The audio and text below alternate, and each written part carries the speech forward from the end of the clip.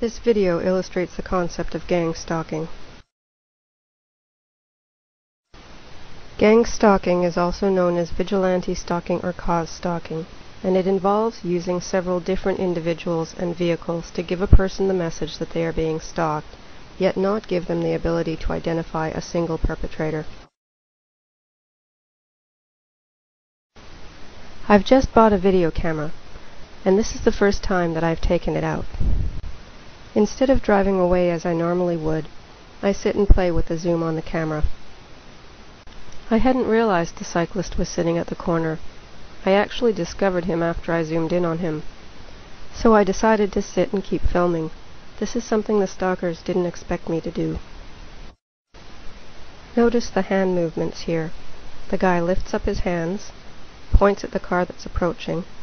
His hands go back down again, and then he leans towards the car. Also, notice that the white car is missing a hubcap. This is important because the car will be coming back. You may have noticed that I've altered the video slightly. I've inserted still images to illustrate certain points a little more easily. As the ladies approach the corner, there's no indication that they know the guy until they get close to him. Watch as the blonde woman walks toward him, and obviously he says something to her, and she turns around and looks in my direction. The other woman seems to stop herself from turning around completely. The blonde woman points at me. Watch now as the guy on the bike signals someone else. He looks at his wrist as though looking at the time, then turns his palms upward as if to say, "I don't know what's going on." This is just before a cyclist and a car come by.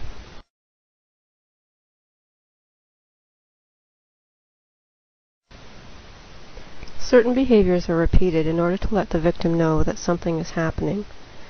In my case, cars, cyclists, and pedestrians are used when I leave the house, and also when I'm coming back to the house. The blonde lady appears to say something to the guy, and he continues watching me after she leaves. A man named David Lawson managed to infiltrate one of these groups, and he wrote a report on it called Terrorist Stalking in America. At this point, he scoots down a little so that he's more concealed by the trees. According to Lawson, cause stalking has been used by extremist groups since the early 1990s.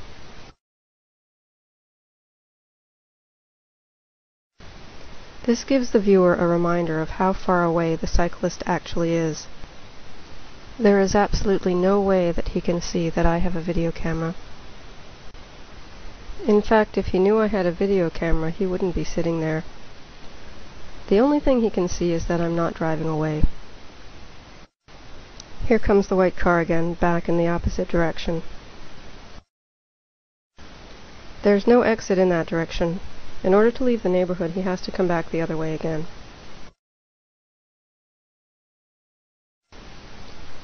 According to David Lawson, the people who are involved in gang stalking are often not employed, which gives them the ability to follow a person at any time of day. In addition, he makes it quite clear that these groups are cults. And now a third cyclist is about to approach. And as soon as he comes around the corner, he looks at me, and keeps watching me the entire time. After he gets on his bike, he actually rides up the wrong side of the street. It looks like he's trying to figure out what I'm doing. At the end of this video, you'll see a picture of what I looked like to them. Lawson says that when stalking groups move into a neighborhood, there is an increase in the number of break-ins, noise, and it will become a high-traffic area. And now a fourth cyclist is about to approach.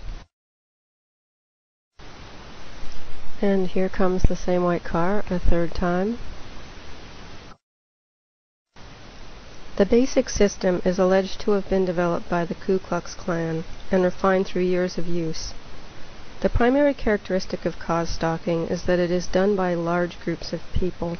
A target will always be followed, but he is unlikely to see the same stalkers very often.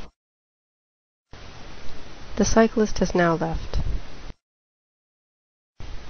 I've blurred the video here on purpose to protect the child's identity, and I lowered the camera when a second child came by. 2 more cars are about to approach. That's 7 cars, 4 cyclists, and 3 pedestrians, not including the kids, on a Tuesday afternoon, within a 5-minute period. This is a picture of my car taken from where the cyclist was sitting. It's very obvious from this perspective that there's no way he could have seen that I was filming. So this begs the question, what were all those people looking at? What was so interesting to them?